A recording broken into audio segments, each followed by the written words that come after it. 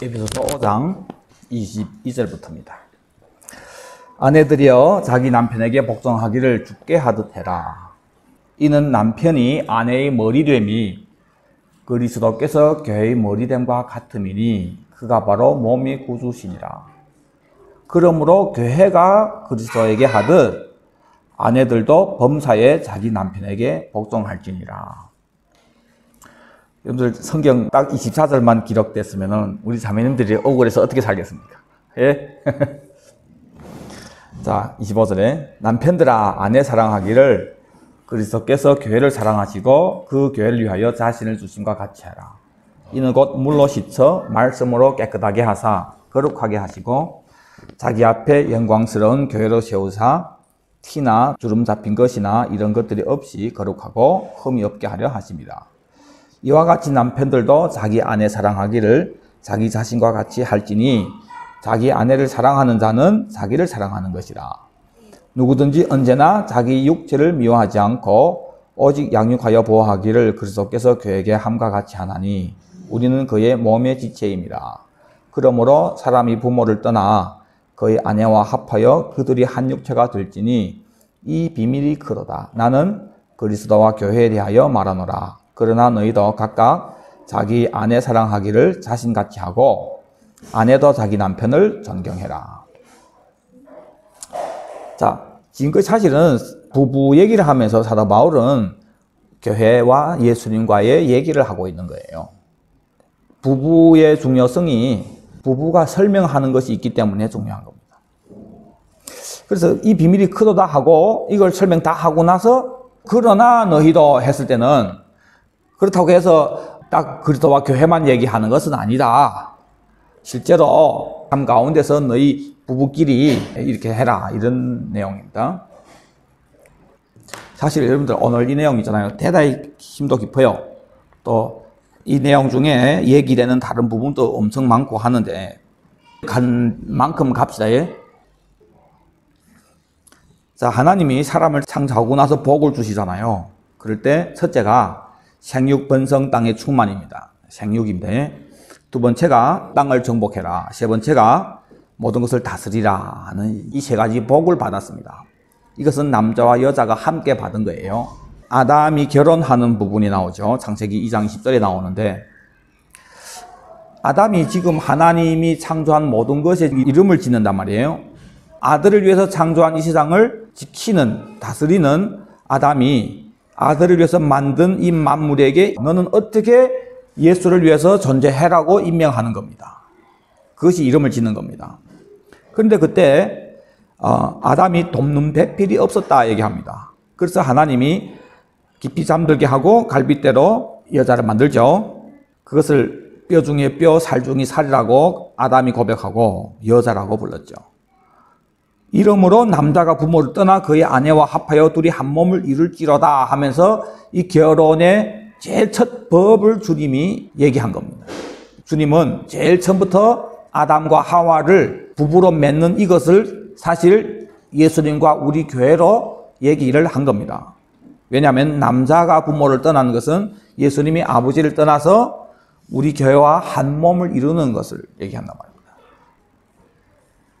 저는 결혼식 날에 있잖아요. 갑자기 울컥했습니다. 차 누구 거 하나 빌려가지고 예?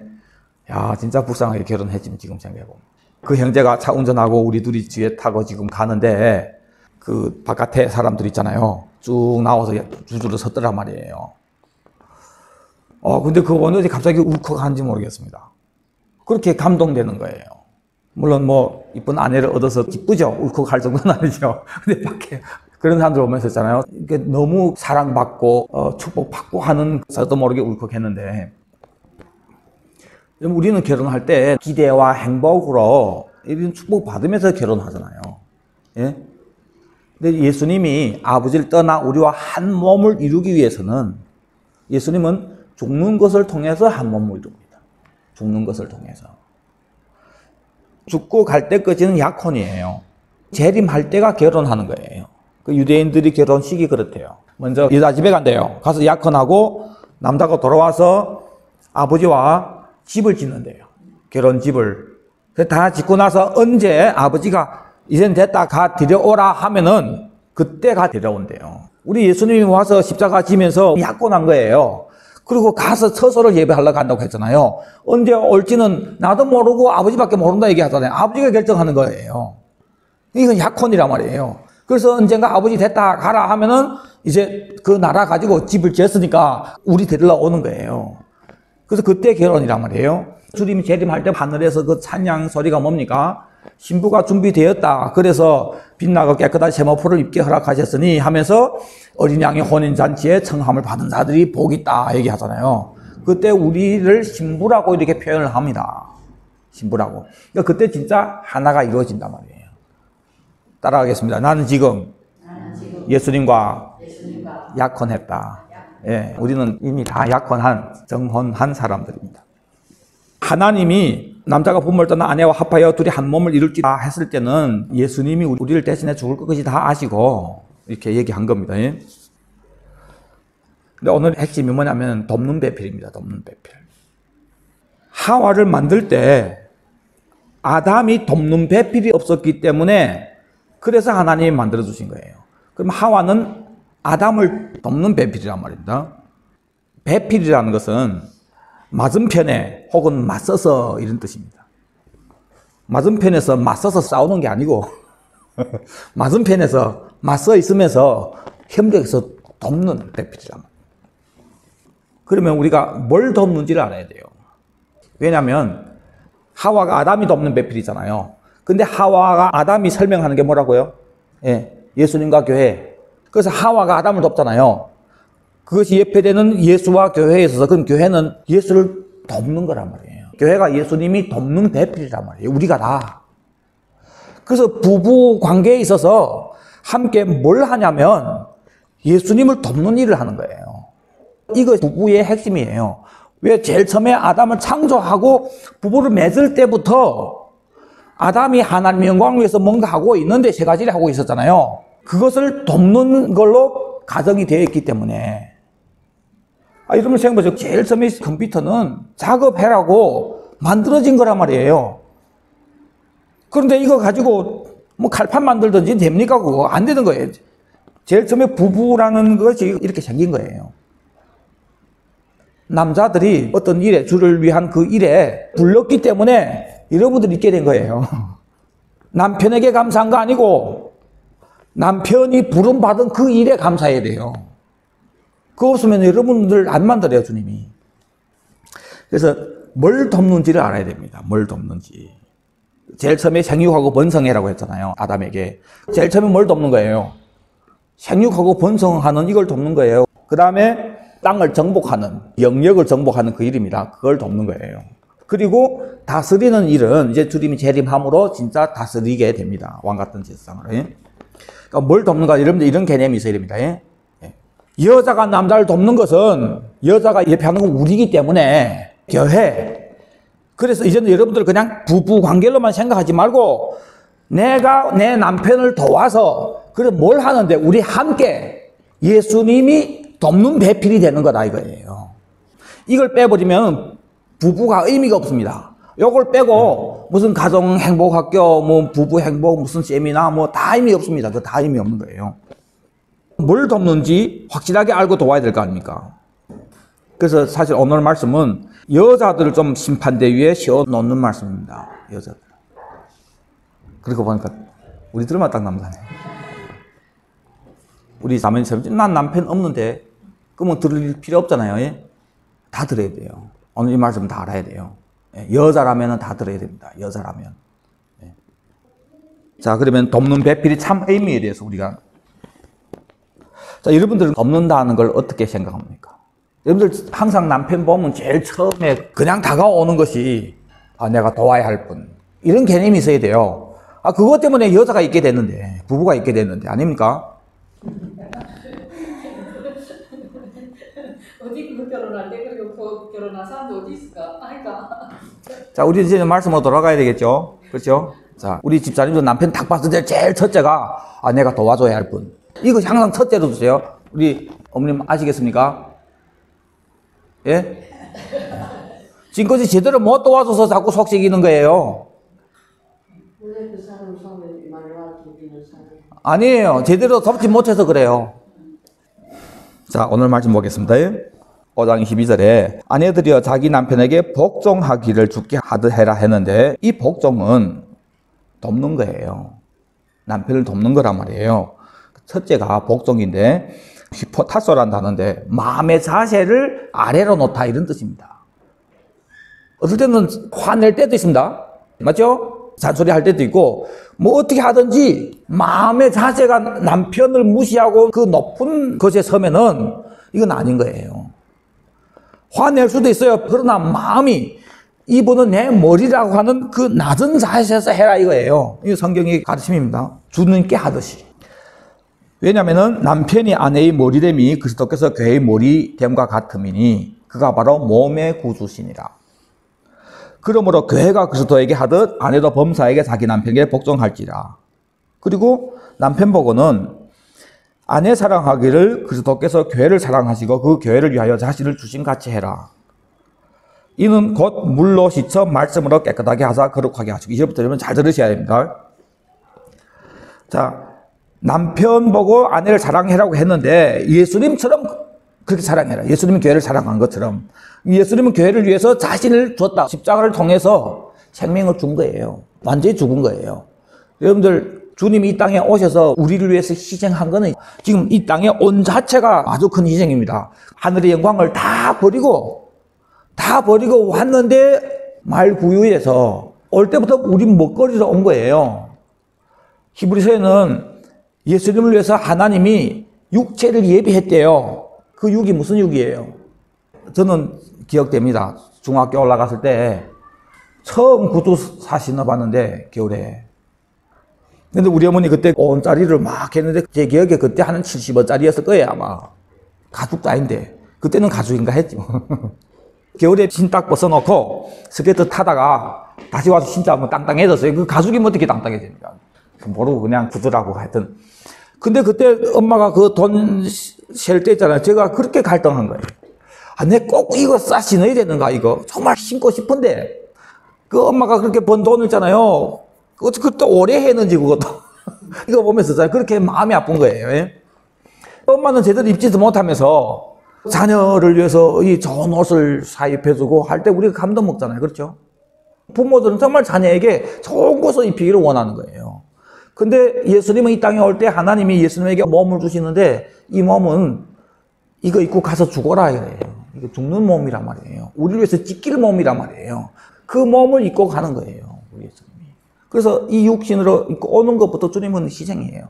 와서 구유에 태어나서 예수님이 땅에 땅 샀습니까? 집 샀습니까? 뭐 있습니까? 유일한 옷 다 뺏기고 나머지 이 몸 싹 찢겨지고 가시에 박히고 못에 박히고 창에 찔리고 남은 피 한 방울까지 싹 흘리고 이것이 희생해 주는 거예요. 철저하게 주는 거예요. 다 죽이는 거예요. 다 죽이는 거예요. 아내를 사랑하는데 주께서 교회를 사랑하듯 해라는 것은 이만큼 철저하게 죽으라는 거예요. 우리 보고. 이만큼. 여러분들 이러면은 여러분들이 머리로서 여러분들이 존중받을 자격이 있습니까? 없습니까? 남편이 그만큼 죽으면 그만큼 존중받는 거고, 또 여자들이 존중하고 하면은 남편도 그만큼 또 죽어주는 거고 그래 되는 거예요. 상대적인데. 근데 주님이 여기서 자신을 주신과 같이 하라. 이는 곧 물로 씻어 말씀으로 깨끗하게 하사 거룩하게 하시고. 그냥 죽는 것뿐만 아니에요. 힘든 거 있습니다. 물로 씻어 했는데 이것은 루트론이라는 단역인데 성경에 모두 딱 2번 나옵니다. 디도서 3장 5절에 중생의 씻음과 성령의 새롭게 하심으로 하셨나니 했을 때 이 씻는다는 것이 뭘로 씻는다고요? 중생, 다시 태어난다는 거예요. 위로 태어난다는 것은 거듭난다는 것은 요한복음에 얘기한 거고 이 중생은 또 다른 단어입니다. 근데 내용은 똑같은 거예요. 다시 태어나게 하는 씻는 걸 얘기하는 거예요. 그러니까 예수님은 우리를 위해서 죽고 그리고 우리를 다시 태어나게 하는 그 씻음, 이것이 세례예요. 다시 태어난다는 것은 뭔가가 죽어야 다시 새로운 게 나오는 거예요. 하나님이 이 땅에 떨어져 죽지 않으면 그대로 있고 죽으면 많은 열매를 맺는잖아요. 그래 새 생명이 나오잖아요. 그래서 위로 태어났다 하는 것도 그렇고 중생도 그렇고 이거 다 거듭남이란 것은 항상 물로 얘기합니다, 성경에. 그 물은 세례를 얘기해요. 세례가 죽고 사는 거니까. 우리가 예수님이 나를 위해서 희생한 것, 믿음으로 이 세상을 향해서 죽고 그 나라를 소망함으로 예수님과 함께 사는 것을 물로 씻었다 얘기하는 거예요. 이제부터는 소망이 넘치는 거예요. 그리고 이것만으로 되는 것이 아니라 말씀으로 깨끗하게 하사 거룩하게 구별시킨 거예요. 그래서 거듭났다는 것은 죽고 뭔가 태어나서 이제부터는 정말 스스로가 아는 거예요. 아, 이 세상 이제는 정말 진짜 하찮게 보여지는 거예요. 작게 보여지는 거예요. 별일 아니게 느껴지는 거예요. 근데 실제 삶에서 질 때도 있고 하지만은 근본적으로 본질적으로 달라진 생명을 알게 되는 거예요. 그 차이가 뭐냐면은 소망이 완전히 방향이 완전히 달라진 거예요. 이것이 제대로 세례받은 사람입니다. 이 사람이 이제는 말씀으로 깨끗하게 돼야 되는 거예요. 너희는 내가 너에게 일러준 말로 깨끗하게 됐다고 하잖아요. 자, 말씀 뭡니까? 계속해서 위에 그 나라를 얘기하는 거예요. 그걸 알고 점점 깨닫게 되면서 있잖아요. 우리 스스로가 점점 더 깨끗해지는 것을 알게 됩니다. 이것은 지속이 돼야지 말씀이 끊어지면 안 돼요. 특히는 제가 깨운 사역하면서 느낀 게 뭐냐면, 아니 성경에 다 말씀이지 뭐. 그걸 어떻게 푸냐에 따라서 정확하게 풀면은 정확한 천국 그 나라를 얘기하는 거고, 맞죠? 정확하게 못 풀면 그건 사람이 도리가 되는 거예요. 사람이 도리는 물에 들어가므로 죽어야 할 이 죽는 이 생명이 좋아하는 거예요. 이 세상을 원하는 우리의 이 죽어야 할 그것이 좋아하는 말씀들이에요. 그게 사람의 교리입니다. 말씀 가지고 하는 거. 그거 달콤해요. 좋아요. 친절하고 그게 착착착착 다가오고. 그러나 죽고 사는 그 나라의 말씀은 우리 육을 입고 있기 때문에 있잖아요. 자꾸 거부감이 옵니다. 그 정상이에요. 그러나 거듭난 사람은 이제부터는 그것이 막 이렇게 사모가 되는 거예요. 이러면서 말씀을 계속해서 씻어지는 거예요. 중생에 씻음했는데 이 중생이라는 것은 딱 성경이 2번 또 나오는데 예수께서 이르시되 내가 진실로 너에게 이르노니 세상이 새롭게 되어 인자가 자기 영광이 보좌에 앉을 때에 나를 따른 너희도 12보좌에 앉아 이스라엘 12지 발을 심판하리라. 이 새롭게가 팔린게네시아라는 중생의 씻음이라고 하는 이 중생 똑같은 단어예요. 딱 성경에 2번 나올 때. 세상이 새롭게 되는, 다시 태어나는 그걸 얘기하는 거예요. 그러니까 다시 태어나는 세상이니까 뭡니까? 주님이 재림할 때 만물을 새롭게 하는 선의 왕국을 얘기하는 거예요. 이거를 향해서 씻는 거예요. 씻는 거는 죽고 사는 걸 얘기한다고 했잖아요. 그렇죠? 그러니까 지금 현재 이 세상에 대해서는 주님이 재림하기 전의 세상에 대해서는 죽고 주님이 다시 옴으로 회복될 그 세상을 향해서 사는 걸, 이것을 중생의 씻었다 얘기하는 겁니다. 똑같이 비슷한 건데 거듭나는 것도 물과 성령으로 얘기했죠.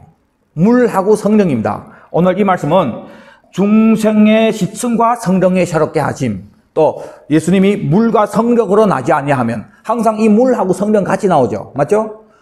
때문에 이 물 했을 때는 이 세상을 향해 죽고 예수님이 오시는 그 나라를 향해서 사는 걸 얘기하고, 그렇죠?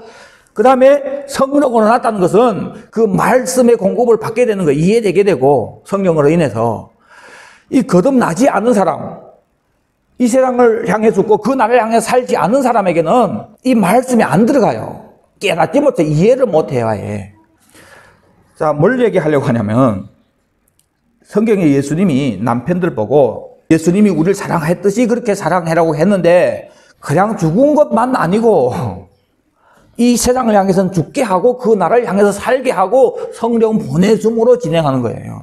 이것은 정말 큰 인내입니다.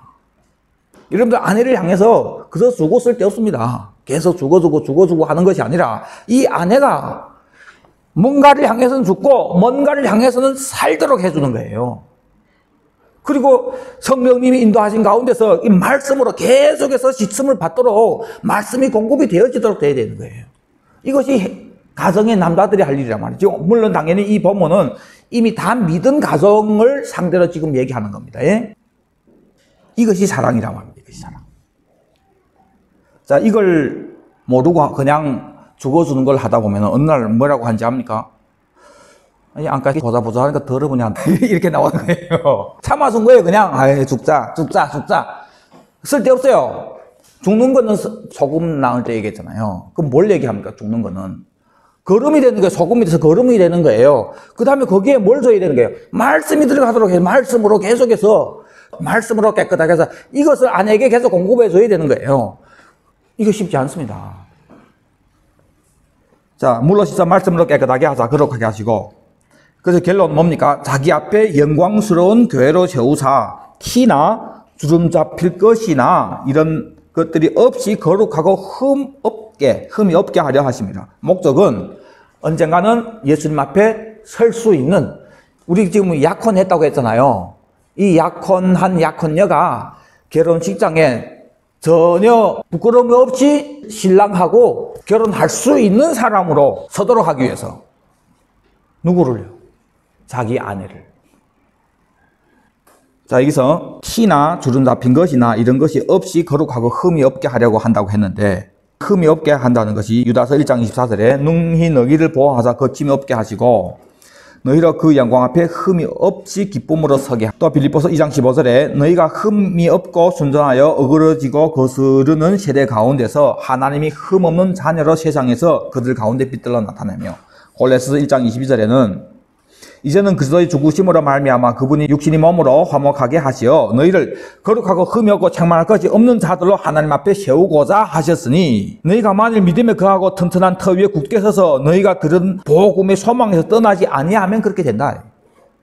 그래서 이 복음의 소망에서 떠나지 않도록 계속해서 말씀을 공급해 주므로 흠이 없는, 책망할 것이 없는 자로 주님 앞에 설 수 있도록 하는 거예요. 자, 이것을 남자들이 해야 된다는 거예요. 그걸 위해서 죽어주는 겁니다. 계시록 14장 4절에 14만 4천이 나오는데, 이런 거 궁금하시잖아요. 14만 4천이. 여기서 그들을 뭐라고 설명하냐면, 이들은 여자들로 더불어 더럽히지 않고 정절이 있는 자들이다. 이 정절이라는 건 처녀를 얘기합니다. 원어는 여자들로 더럽히지 않은 처녀들이라 해요. 그럼 여자들로 더럽히지 않은 하면은 남자예요, 여자예요? 예? 남자니까 아무 여자인데 더럽혀지지 않았다는 얘기잖아요. 그런데 처녀라고 얘기한단 말이에요. 처녀는 여자예요, 남자예요? 교회를 얘기하는 거예요, 교회. 뭐 성별과 상관없지. 그러면 여자로 더럽혀졌다는 게 뭡니까? 앞에 보면은 흠 없는 자녀로 세상에서 그들 가운데 빛들을 나타내며 어그러지고 거스르는 세대 가운데서 흠이 없이, 이런 것을 봤을 때 흠이 없다는 것은, 흠은 더러워진다는 겁니다. 현재 이 세상으로 더럽혀지는 것은 흠이 있다 얘기하는 거예요. 우리가 거듭났다는 것은 주님이 오시기 전에 이 세상을 향해서 죽고 주님이 오실 그 나라를 향해서 사는 걸 거듭났다고 하잖아요. 근데 그걸 향해서 살아야 할 사람, 이 길을 향해서는 죽어야 할 사람이 자꾸 이 세상을 추구하는 것 때문에 더럽혀진다고 해요. 이 더럽힘이 없다는 거예요. 여자들로 더불어 더럽히지 않다. 당연히 이 세상을 얘기하는 거예요. 이 세상을 인하여서 더럽히지 않고 정절이 있는 자들이라. 이들은 어린 양께서 어디로 가든지 따르는 자들이고 하나님과 어린 양에게 첫 열매를 드려진 자들이다. 그들이 입에는 거짓말이 없으니 그들은 흠이 없는 자들이라 얘기했는데, 어린 양께서 어디로 가든지 따르는 자들이라고 했잖아요. 요한복음 10장 4절에 예수님이 양을 꺼낸 다음에 앞서가시면 양이 그 음성을 알아듣는 걸 따라간다고 얘기하잖아요. 예수님이 와서 우리를 데리고 그 나라에 데려가는 일을 하잖아요. 그래서 예수님을 따라가는데 요한복음 12장에 한날이 미리 죽지 않으면 그들이 있고 죽으면 만 열매 맺는다. 이 세상에서 자기 생명을 사랑한 자는 잃어버리게 되고 미워한 자는 영생하도록 보존하리라고 얘기하면서 사람이 나를 섬기려면 나를 따르라. 섬기면서 예수님 따라가는 거예요. 그런 사람들은 나 있는 곳에 나를 섬기는 자도 거기 있으리니 했단 말이에요. 그 섬기는 자를 주님이 귀히 여긴다고 얘기합니다. 그리고 주님이 십자가 질 이 사건 때문에 아버지께 기도하는 내용이 나와요. 자, 지금 뭘 설명하냐면은 예수님을 따른다는 것은 어린 양이 어디 가든지 따라가는 사람들이잖아요. 그렇죠? 이게 14만 4천이. 그러면 어디 가든지 따라간다는 것은 표때만 거기를 향해서 가는 것이 아니라 지금 현재 이 땅에서 예수님이 나를 섬긴 자는 나 있는 곳에 너희도 있어야 한다고 하는, 자기를 부인하는 곳인 그 영문 밖까지 따라가는 걸 얘기하는 거예요. 아까 찬양했잖아요. 내 주를 가까이 하려 하면 십자가 짐 같은 고생이나. 그거 당연한 거예요. 예수 따르는 사람은 반드시 거기까지 따라가서 그 다음 위로 가는 거예요. 이것이 어린 양이 어디로 인도하든지 가는 자들이다. 자, 이 사람들은 이 세상에 더럽혀지지 아니한 정절을 지킨 자들이라고 얘기하잖아요. 자, 이런 사람들이 되는 것이 우리 목적이고 가장으로서 나에게 주님이 아내를 붙여주신 것은 나를 도우라고. 그래서 우리 이 가정은 사실은 예수를 돕는 자로 주님이 가정을 만든 것이다. 예수를 돕는다는 것이 아까 보니까 생육하고 번성해라 이것이고, 그 나라에 들어갈 영적 생명들을 많이 낳는 거예요. 예수를 돕는 것이 이걸 돕는 거예요. 생육하고 번성. 그 다음에 땅에 충만하라. 예수님이 온 땅에 다니면서 만민에게 복음을 전파하라고 하잖아요. 모든 영역에 다 가서 이 메시지가 천국 복음이 땅끝 이르라고 하니까 이 참 천국 복음을 가서 선포해서 모든 영역에 구원받기로 작정된 자는 다 믿도록 해야 되는 거예요. 이것이 생육 번성하고 영역 것이 다 되어지는 겁니다. 이걸 위해서 이걸 돕는 내인데, 그걸 위해서 또 내게 돕는 배필을 줬는데, 나는 나에게 준 돕는 배필과 이 가정을 위해서 내가 이렇게 죽고 이 사람들이 진짜 거듭나고 그래서 말씀으로 양육받음으로 예수님이 어디로 가든지 그 십자가까지 같이 감으로 위에 갈 수 있는 사람으로 만드는, 이걸 위해서 죽는 거란 말이에요. 이것이 남자가 할 일이란 말이에요. 그러니까 존중할 만하죠. 이래 해야 되는 거예요, 우리는. 성경에 에제르라는 돕는 배필, 이것이 신약 성경에 와서는 제가 찾은 것만 해도 3가지인데, 보에도스, 보에데이아, 보에데오. 직접적인 번역은 보에도스라는 건데 돕는 자라는 뜻입니다. 자, 근데 성경 찾아보니까 예수님이 우리를 돕는 자예요. 예수님이 우리를 돕는 자인데 이 보에도스라는 단어를 썼단 말이에요. 아담이 돕는 배필이 없어서 하나님 돕는 배필을 줬다고 했잖아요. 그 돕는 배필이 신약에 와서는 예수님이 우리를 돕는 데 이걸 쓴단 말이에요. 근데 예수님이 우리를 돕는데 뭘 돕냐? 성경에서는 몇 가지를 돕는다고 얘기했습니다. 히브리서 2장 14절에 우리가 혈과 육에 속했기 때문에 예수님도 똑같은 혈과 육으로 육신을 입고 이 땅에 왔다. 죽을 몸을 입고 와서 진짜 우리 위해서 죽는 것을 통해서 죽음의 세력을 잡은 자 마귀를 매라고, 또 죽기를 무서워서 평생 그 마귀 종로로 타고 있는 우리를 놓아주려고 한다. 그러면서 예수님이 하나님이 이래 자비한 신실한 대제사장이 되어서 백성의 죄를 속량하려 하심이라. 그 죄를 속량해 주심으로 죄 때문에 오는 이 죽음에서 우리를 해방시켜 주시는 거예요, 예수님이. 그가 시험을 받아 고난을 당하셨은즉 시험 받는 자들을 능히 도우실 수 있느니라. 이것이 보에데오라는 돕는 배필이라는 그 돕는 거란 말이에요. 예수님이 우리를 돕는데 예수님이 시험 받았기 때문에 시험 받는 우리를 돕는다고 얘기하는 거예요. 그러면 예수님은 뭘 돕는 겁니까? 시험 받는 우리를 돕는 거예요. 이 문맥 보면은 이 시험은 주님, 내가 지금 어떤 시험을 당하고 있는데 주님, 내 얼마나 힘든지 주님 아시죠? 성경에 주님도 육으로 입고 와서 우리와 똑같이 이런 것을 경험해봤기 때문에 우리 육체를 채울해 주신다고 했는데 주님이 시험을 이기게 해주세요. 이 시험을 돕는 거 아니, 이 문맥 보면은 죽음 앞에서의 시험이에요. 히브리서 5장 7절에 그는 육체에 계실 때에 자기를 죽음에서 능히 구원하실 이에게 심한 통곡과 눈물로 간구와 소원을 올렸고 그의 경건하심으로 말미암아 들으심을 입었대요. 예수님이 겟세마네 동산에서 땀이 핏방울이 되도록 떨어졌던 그 기도를 지금 이렇게 설명하는 겁니다. 이것을 시험이라고 얘기하는 거예요. 다시 보세요.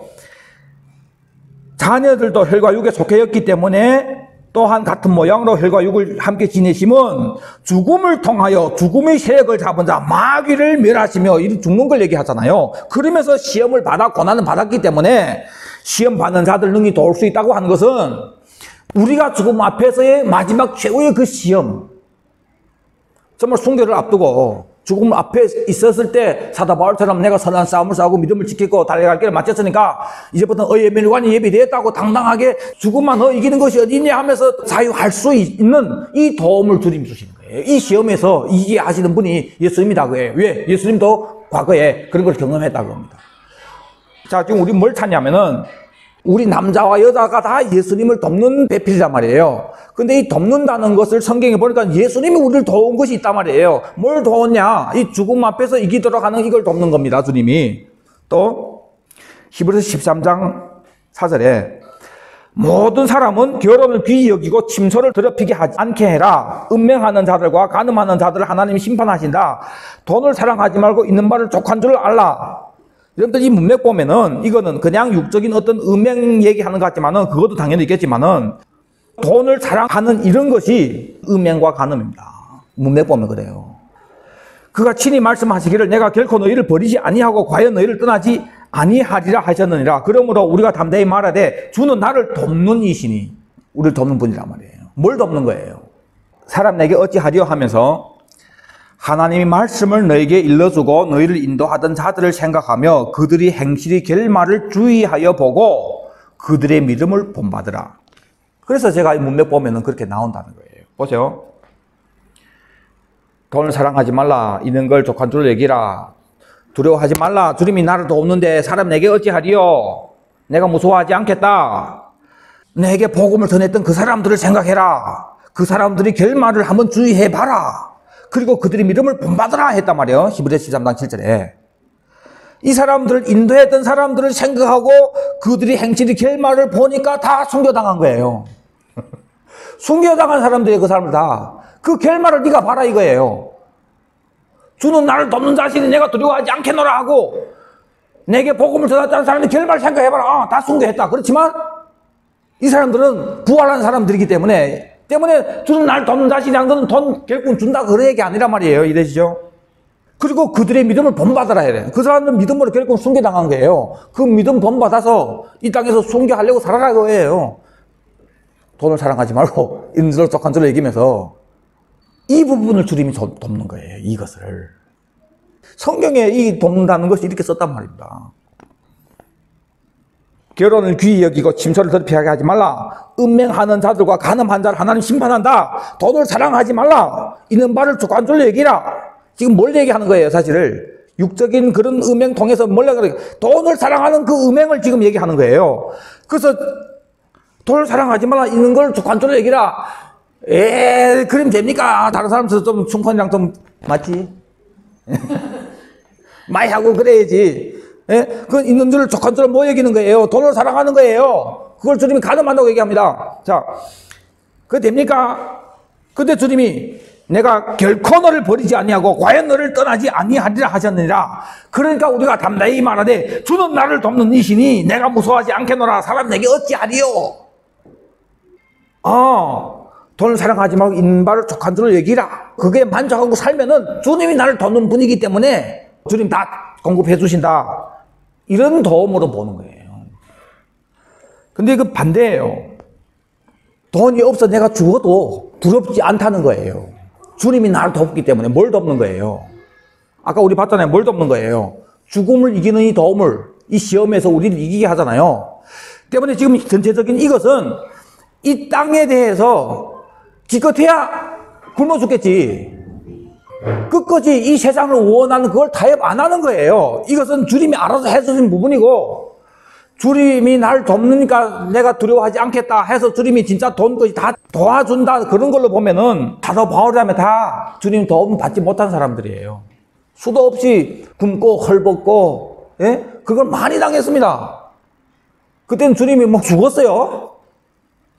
성경에 주는 나를 돕는 자신이 사람 내게 어찌하리요 했는데 돈을 사랑하게 되면은 이 세상을 사랑하게 되고 십자만 사자는 어떤 사람입니까?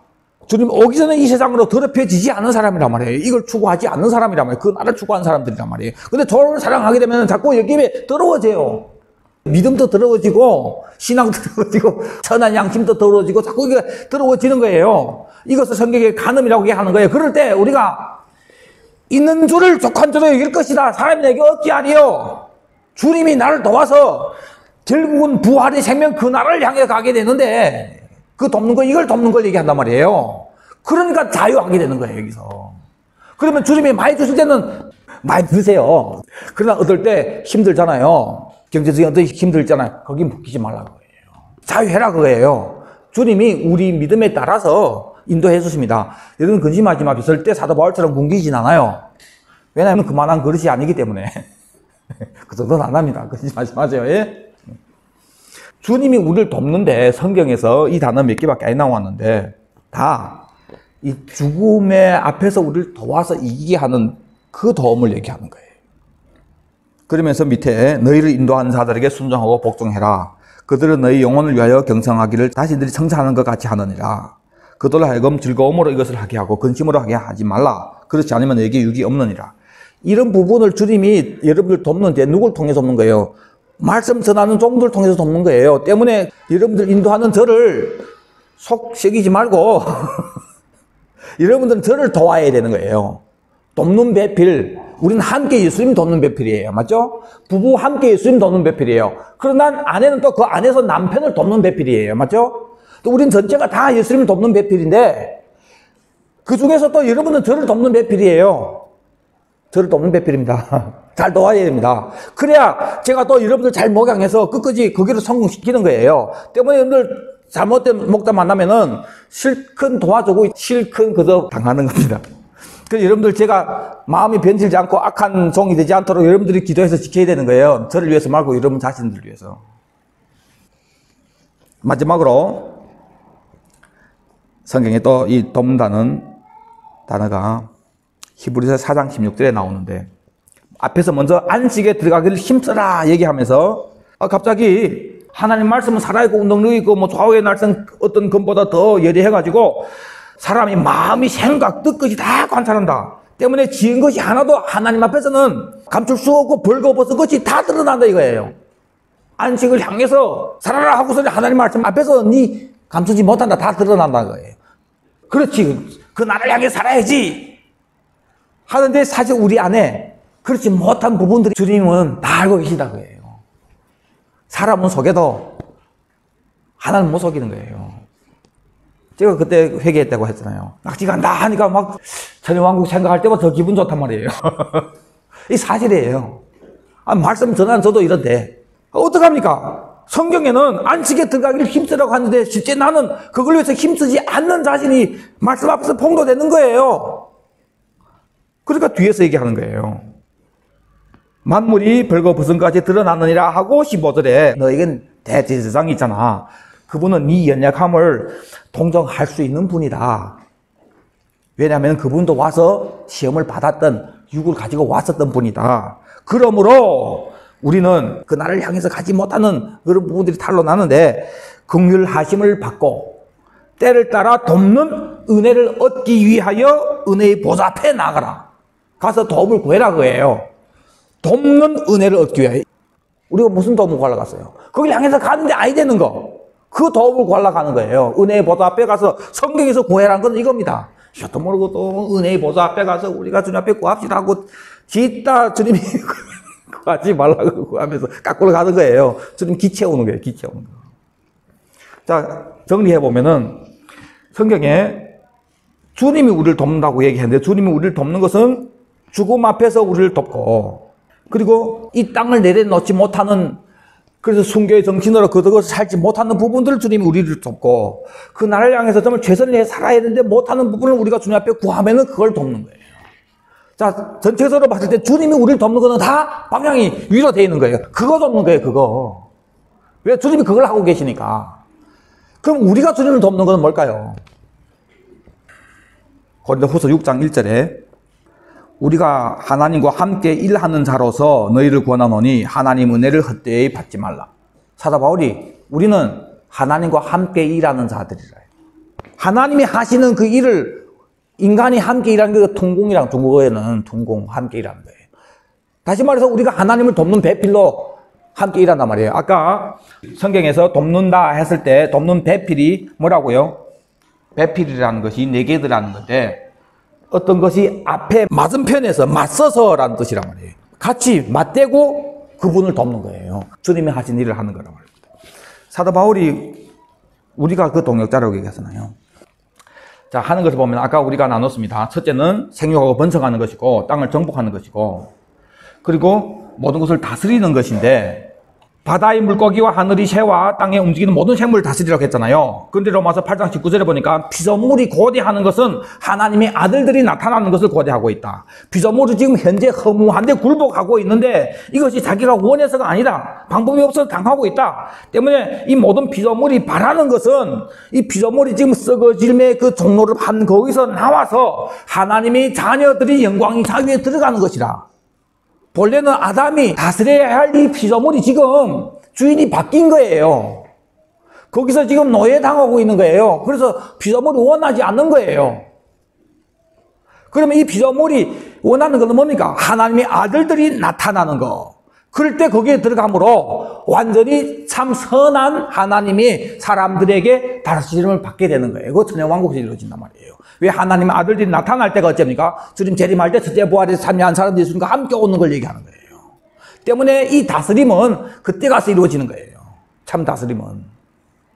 지금 이 땅에서 우리가 할 것이 뭡니까? 생육하고 번성하고 땅에 충만하는 일이란 말이에요. 이 일을 우리가 주님과 함께 동력하는 거예요. 우리 이 일을 주님을 돕는 사람이라 이겁니다. 그래서 이 일을 할 때 마가복음 16장 19절에 주 예수께서 말씀을 마치신 후에 하늘로 올려지자 하나님 우편에 앉으시니라 승선했죠. 그러니까 제자들이 나가 두루 전파할세 주께서 함께 역사하자. 이것이 우리가 하나님과 함께 일하는 자라는 똑같은 단어입니다. 우리가 주를 위해서 이거 할 때 주님도 우리와 함께 동역해 준단 말이에요. 따르는 표적으로 말씀을 확실히 증언하십니다. 이것이 동역입니다. 주님. 우리가 돈 은 100% 주를 위해서 일을 할 때 주님도 우리를 도와서 이 사역을 진행하고 계시는 거예요. 여러분들은 어떤 도움들을 받아봤습니까? 여러분들 어려운 일 당했다든지 여러분들은 뭔가 추진한다고 계시다든지 할 때 정말 묵묵히 여러분들 막 돕는 사람들이 있었잖아요. 그걸 경험했잖아요. 여러분들 그때 얼마나 감사합니까? 이 가게를 시작하면서 특별히 우리 권사님, 우리 이사님들 정말 감사하고 싶어요.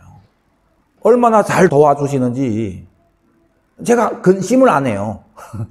비동적인 어떤 그런 것이 아니라 주동적으로 알아서 하고 그대로 실행하고 이래 하니까 여러분들 우리 이 가게의 목적이 뭡니까?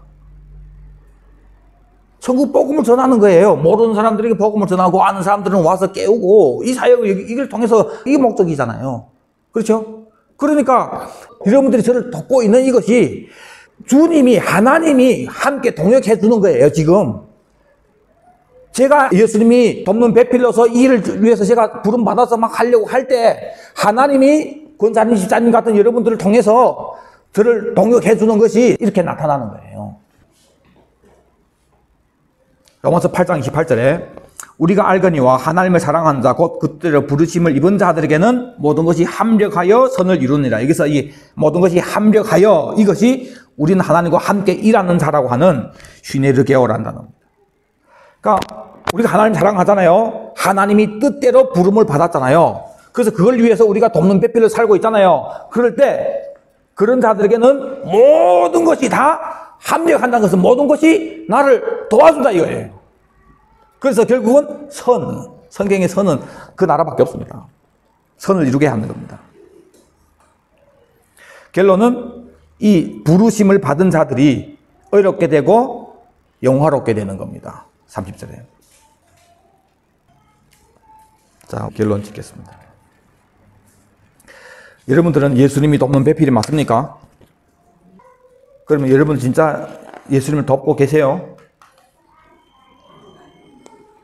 예수님이 뭘 돕고 계십니까? 예수님 뭘 하는지도 모르고 살면서 예수님을 돕면 돼요. 예수님 지금 하는 이런 사람들을 어찌하든지 순결한 천혜로 만들어서 주님이 앞에 세우도록 그때 세울 수 있도록 하는 것이 주님이 하신 일이에요. 제일 큰 일이에요, 이거. 아이 믿는 사람에게 전도하든 이미 믿는데 자고 있는 사람들을 깨우든 다 똑같은 거예요. 주님이 이거 하고 계시는 거예요, 이거. 주님은 그 첫째 부활에 참여할 수 있는 사람이 되도록 우리 시험을 당했을 때 돕기를 원하는 분이란 말이에요. 우리의 생명의 구원을 위해서 주님이 일하시고 다른 사람들이 구원을 해서 다 아들이 올 때 결판나는 그때를 위해서 주님은 일하고 계시단 말이에요. 이걸 돕는 배필이란 말이에요, 우리가. 그래서 오늘 여자들 좀 심판대회에 세워놓겠다고. 이 여자 당연히 여러분들 아니죠. 제가 남자 목회자라고 뭐 남자 편에서 하는 거 아니죠. 이 여자는 교회를 심판대 위에 세워놓겠다 그거예요. 지금의 교회가 예수님이 돕는 배필인 걸 모르고 예수님을 돕는 일을 안 하고 오히려 거꾸로 지금 가고 있단 말입니다. 그러면 예수님을 돕는 사람이 해야 할 일은 어떻게 도움을 하냐 이거예요. 고린도후서 6장 1절에 우리가 하나님과 함께 일하는 자로서 하나님 협력해서 돕는 배필로 사는 사람들은 우리는 이 직분이 비난을 받지 않게 하기 위하여 누구에게도 꺾임이 되지 않게 하고 오직 모든 일에 우리 자신이 하나님 일꾼임을 보여주었으니 곧 많은 인내와 환난, 궁핍, 곤경, 매맞음, 옥에 갇힘, 난동, 수고로움, 자지 못함, 굶주림, 깨끗함과 지식과 오래 참음과 친절과 성령과 거짓이 없는 사랑과 진리의 말씀과 하나님 능력과 오른손과 왼손이 의의 병기로 영광과 수치로 비난과 칭찬을 통하여 보여주었다. 그래서 우리는 속이는 자 같으나 진실되고 이름 없는 자 같으나 유명하고 죽는 자 같으나 부활하고 우리가 살아있으며 징계를 받는 자 같으나 죽임을 당하지 않고 근심하는 자 같으나 항상 기뻐하며 가난한 자 같으나 많은 사람 부유하게 하고 아무것도 없는 자 같으나 모든 것을 가진 사람들이다. 이것이 바로 하나님과 함께 일하는 사람이에요. 주님이 돕는 배필로 사는 삶은 이런 거예요. 하나도 욕심나는 게 없습니다. 그러나 주님이 그 마음의 기쁨과 평안을 근심하는 자 같으나 항상 기뻐하고 다른 사람 봤을 때는 근심할 것 같은데 이 사람 안에는 기쁨이 있는 거예요. 주님이 주신 그 기쁨이 있단 말이에요. 이 땅에는 그냥 실제적인 건 없고 기쁨만 주는 거예요. 실제적인 것은 만이랑 좀 돈이랑 막 퍽퍽 주면서 그래서 기쁨의 번석했으니까 이런 거는 따뜻하게 딱딱 그어서 쪄서 쓰면 될 수 있도록 이런 식으로. 근데 마음의 기쁨 평안을 준다. 하나님과 함께 일하는 자들은 사도 바울이 보여주신 것이 바로 이겁니다. 다시 여러분과 물어보겠습니다. 여러분들은 정말 예수님이 돕는 배필이 맞습니까? 예수님을 돕는 배필이? 아담이 돕는 배필인 하와는 실패했습니다. 마찬가지로 예수님이 돕는 배필인 첫 아내였던 이 땅의 이스라엘은 광야 교회는 실패했습니다. 실패한 돕는 배필이 아담도 그것을 먹고 죽게 했듯이 실패한 이스라엘은 스스로 자기네 손으로 예수님을 빌라도에게 넘겨줘 죽게 했습니다.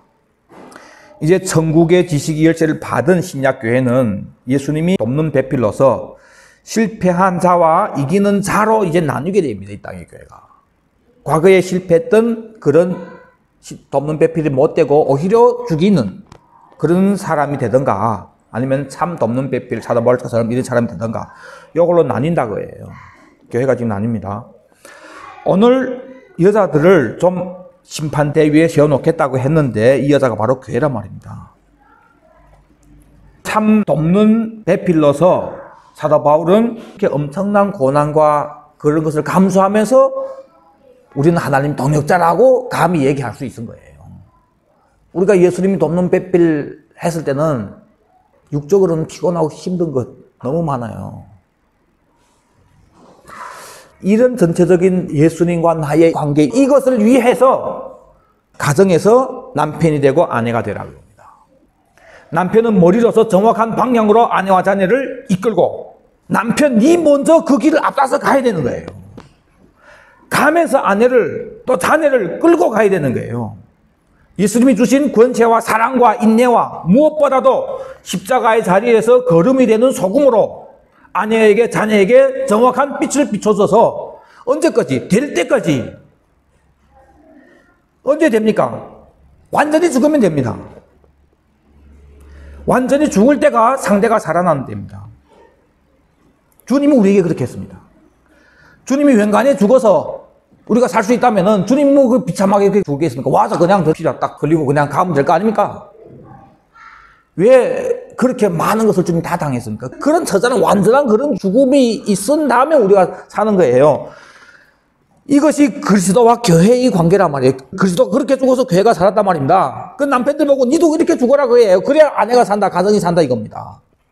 그 살아서 어떤 건데? 네가 앞장서서 가려고 하는 네가 예수님이 돕는 자라서 예수님이 하고 있는 그 일을 하는 일에 돕는 따라오는 사람들이 가정이 되도록 하는 거예요. 아직도 따라오지 않는 것은 내가 아직 죽지 않아서, 거름이 되지 않아서, 땅이 좋은 땅이 되지 못했기 때문에 말씀에 안 들어가는 거예요. 자기 몸처럼 사랑해라. 어떻게 내 몸처럼 사랑하는 겁니까? 이렇게 철저하게 죽어주는 것이 몸처럼 사랑하는 겁니다. 그 다음에 세례 받도록 이 땅을 원하지 않고 주님 오실 때 그때를 원하도록 이렇게 거듭나도록 하고 계속해서 말씀으로 공급하고 이런 인내하는 이런 부분들이 계속해서 공급되어야 되는 거예요. 예수님이 그러듯이 아내들이여 자기 남편에게 복종하기를 죽게 하듯 해라. 복종이란 마음의 자세를 아래로 놓는 거라고 얘기했잖아요. 자매님들은 머리가 되려고 하지 말고 아무리 자매님들 똑똑하고 아무리 당신의 나그네가 부실사해 보여도 죽게 하듯 마음의 자세를 아래 놓고 복종해야 됩니다. 전도사님 몰라 그렇지 그 얼마나 나그네 그래 했다가 집안이 다 망합니다. 그래 망하겠죠. 망해야죠. 육적으로 망해야죠. 그래야 영적으로 흥왕하게 되는 거예요. 남편이 죽는 것이 아내를 사랑하는 것인 것처럼 아내가 죽는 것이 복종하는 겁니다. 죽지 않고 어떻게 복종합니까? 그 복종이 되어집니까? 그리고 그냥 성깔만 죽는 것이 아니라 실제로 많은 것을 죽는 거예요. 많은 걸 희생하는 거예요. 순종하고 복종하려고 하니까 내 생각대로 되면은 더 잘 될 것 같은데 근데 저놈이 인간이 고집은 그래가지고 아이 든단 말이에요. 같이 죽자 하고 가는 거예요. 그냥 성경의 말씀을 그래 하니까 주님이 남편을 통해서 이 가정을 인도하신다. 그 확신을 믿고 가라 그거예요. 복종은 죽을 것을 망할 것을 각오하고 주의 뜻이고 주의 법인이 하는 것입니다. 여기에서 그리스도와 교회의 법을 알게 되고 참 예수님이 돕는 배필이 나오는 것입니다. 이런 관계를 통해서 나와 주님과의 관계에서 내가 돕는 부분에 있어서의 나의 참 모습들이 보여지고 회개하게 되고 내가 성장하게 되고 그런 나를 인도하시는 주님이 그 마음을 더 알게 되고 하면서 우리가 진짜 예수님이 돕는 배필이 되는 이 부분에 부부 관계에 이런 죽고 사는 이런 부분을 통해서 올곧은 주님을 돕는 배필로 빚어져 가는 거예요. 특별 상황이 있습니다. 남편이 알 믿는 상황일 때 있습니다. 이건 다음에 기회 되면 나누겠습니다. 당신이 아내든 남편이든 예수님 지금 하고 있는 아들 왕국을 위한 그때를 위한 가정을 이루어라. 부부 사이에서 아내든 남편이든 사랑하고 순종하고 연합하여 함께 예수님을 돕는 좋은 배필이 되어야 되는 겁니다. 그래서 이겨서 첫째 부활에 참여하는 예수님이 돕는 배필이 되는 복된 성도님 되기를 바랍니다. 아버지 하나님, 부부를 통해서 주님께서 우리에게 그렇게 간절히 설명하고 싶은 것이 있었는데 주님 우리는 그것을 보지 못하다 보니까 아버지 그냥 그 조그만 가정 안에서 그냥 상처받고 힘들었고 그거 찢고 뽑고 아버지 이 부부를 만든 목적이 주님인데 주님이 그때 정말 예수님을 위해서 어떤 사명을 받았고 그걸 위해서 돕는 배필이 필요했고 그걸 위해서 부부를 만들었고 했는데 이 목적은 예수님은 이 주인은 싹 빼버리고 우리끼리 안에서 어떻게 니 씨 안에서야 니 남편 안에 뭐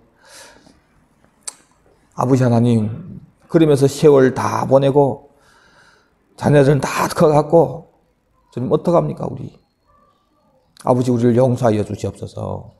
이제는 정확한 그 방향 주님이 우리를 돕고 계시는 것이 무엇인지 주님이 하고 있는 일이 무엇이고 우리가 무슨 일에 주님이 동역자인지 돕는 배필인지 이것부터 제대로 정해져서 그래서 그걸 위해서 이제는 그걸 위해서 가정에서 남편은 아내를 향해서 죽고 아내는 또 남편을 향해서 순종하고 복종하면서 죽고 주님 그래서 한 가족들이 다 그것의 좋은 참된 돕는 배필로 세워져 갈 수 있도록 은혜 베풀어 주옵소서. 감사하며 다시 오실 예수 그리스도 이름 받들어 기도드립니다. 아멘. 아멘. 주 예수여 오시옵소서. 아멘. 주 예수여 오시옵소서. 아멘. 주 예수여 오시옵소서. 아멘.